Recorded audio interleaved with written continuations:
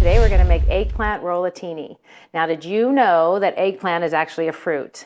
And you'd want to know why? Because it has tiny edible seeds. So the biggest thing anytime you're making eggplant, and I love to make eggplant Parmesan, make sure the eggplant, when you buy it, use it within that day or two. Don't buy it and then try to think you're going to make the recipe, you know, like a week later. It just won't be as fresh. So just nice and firm would be good.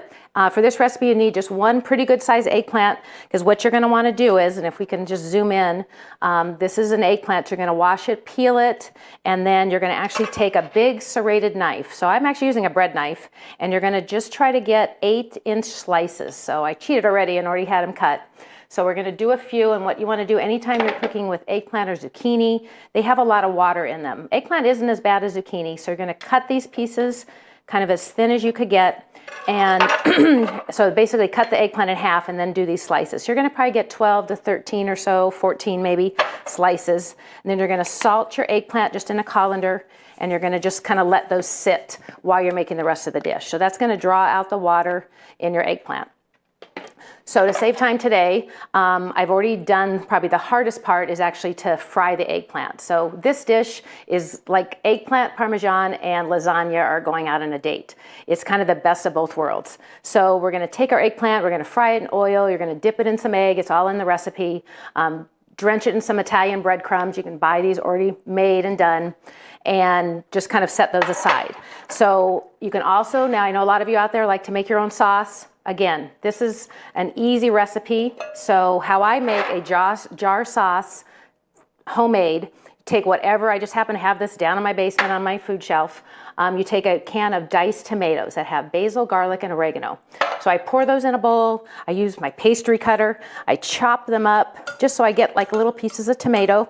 So I know my kids, even though now they're all grown, they don't like those big chunks of tomato. So you just kind of chunk that up. Get those tomatoes on there, and then you add your jar of sauce. So this is, I believe, a 24-ounce jar of sauce. Even if you want more sauce, get the bigger jar. It really doesn't matter. Extra sauce is always good. So this is a tomato basil. You can use a marinara. And then I just mix all that together. I like my sauce a little spicy, so we're going to add a little bit of hot pepper. And we are good. So now we're going to make our filling. I have 1 egg. It's going to be slightly beaten. So this is the filling. It's going to make it like eggplant Parmesan, but make it like lasagna. So we're going to use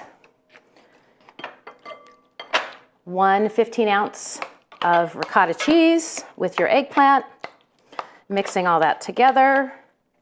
1/2 cup Parmesan cheese.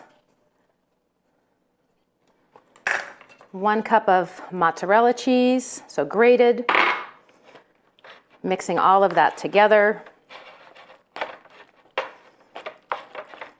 A little bit of parsley. This is that freeze-dried parsley, works great. Probably about, the recipe says 1/4 cup. I think it's a little bit too much, so really just to taste, give it some color.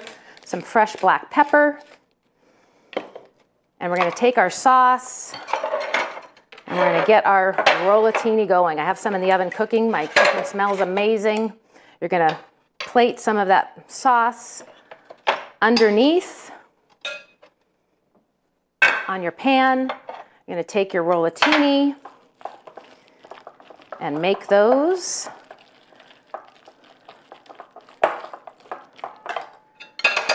So you're going to take a scoop of your filling. You're going to spread it on your cooked and fried eggplant, and there's the rollatini part, and you're going to just make them all. So you're probably going to get a row of about 6, 12, 14, and you're just going to line them up in your baking dish.